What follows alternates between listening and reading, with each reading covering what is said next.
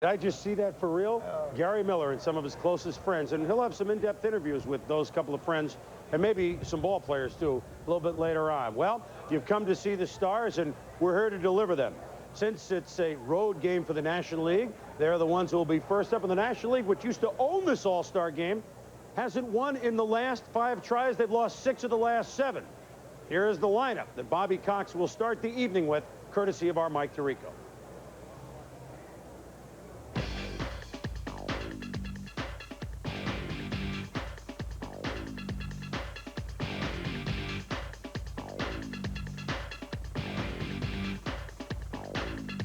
At the hot corner, Gary Sheffield. He becomes the first expansion player to start an All-Star game.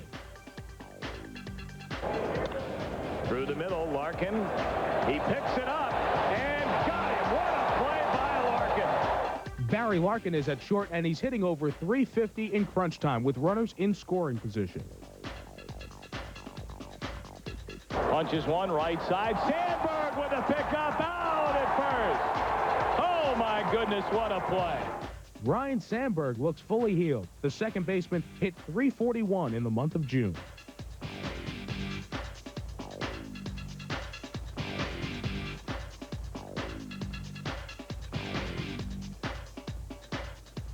First baseman John Kruk sports a slugging percentage that's near .500.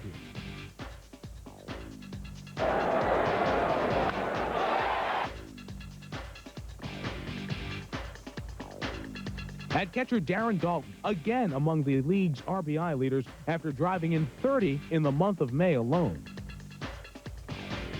Oh, that one drives left center field. Bonds, great catch. In the outfield, Barry Bonds. He's among the top 5 in the league in 13 different offensive categories. Justice over. Did he catch that ball? He did.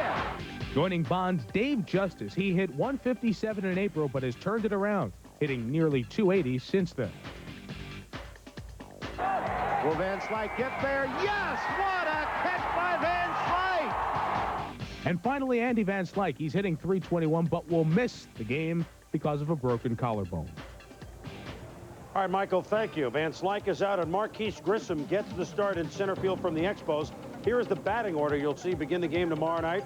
Barry Bonds, of course, batted 5th with the Pirates, and the Giants this year is going to bat 2nd. Pretty good when you get Barry Bonds batting 2nd. Gary Sheffield of Dreams hitting 3rd. John I Am Not a Crook, the cleanup hitter from the Phillies. Barry Larkin, first time in 11 years of starting shortstop other than Ozzie. Larkin gets the start at short, hitting 5th. Mark Grace, a DH in the AL Park this year again, so he hit 6th. David Chief Justice in right field hitting 7th.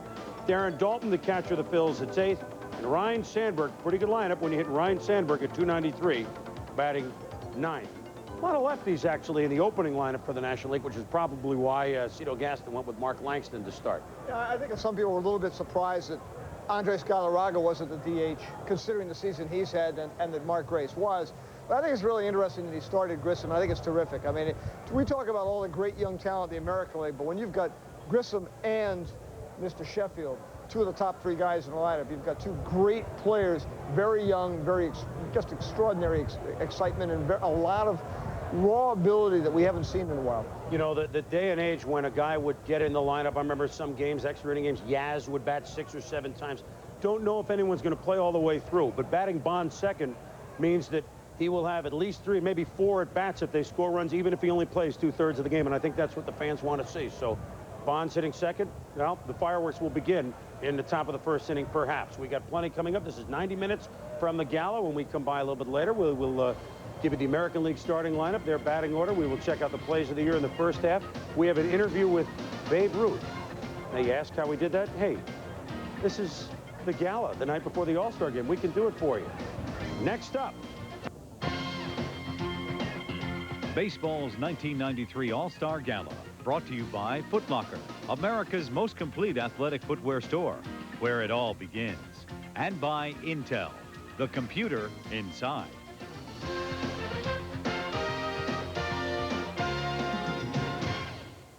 Welcome back to the All-Star Gala. Chris Berman, Peter Gammons, Gary Miller, and a cast of thousands here at the Maryland Science Center.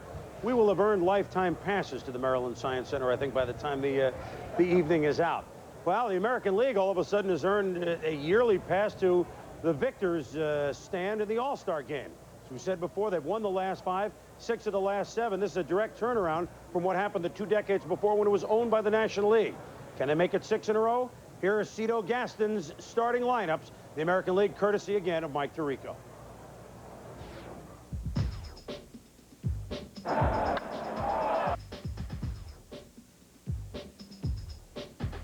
At first, it's John Olerud, who leads the league in 10 offensive categories.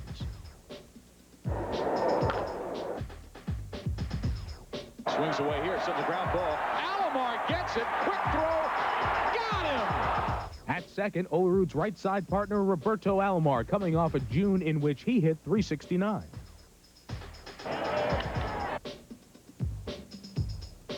And he wins it in 10, 4-3. At third, Wade Boggs is back around 300. He comes into the game sporting a career all-star average of .368.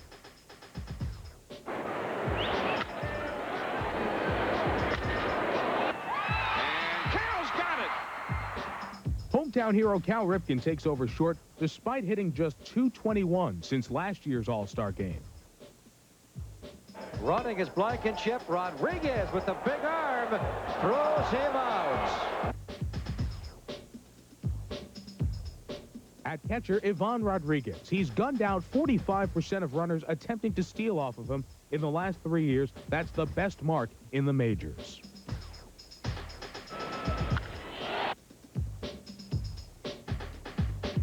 Fly ball to left center field off the end of the bat. The kid, a diving try. Does he get whipped up with it? He does.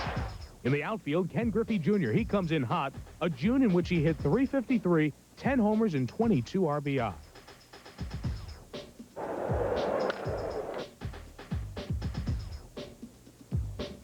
Joe Carter joins Griffey. Carter is on a pace for his 5th consecutive 100 RBI season.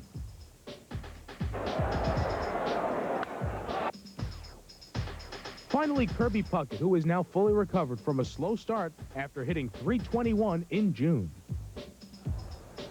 All right, Michael, thank you. And here is the lineup laden with Toronto Blue Jays. 7 Jays here for defending champ Jays and manager Cito Gaston. Roberto, remember the Alomar leads it off. Paul, the Molitor, and the Merrimack hitting second.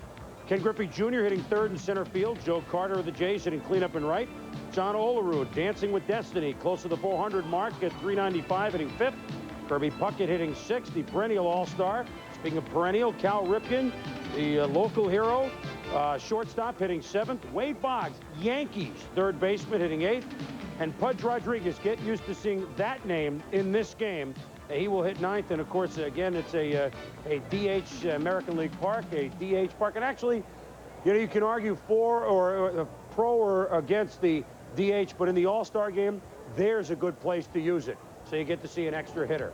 Now, speaking of young hitters, and we've talked about the American League winning the last 5 All-Star games after the National League dominated it.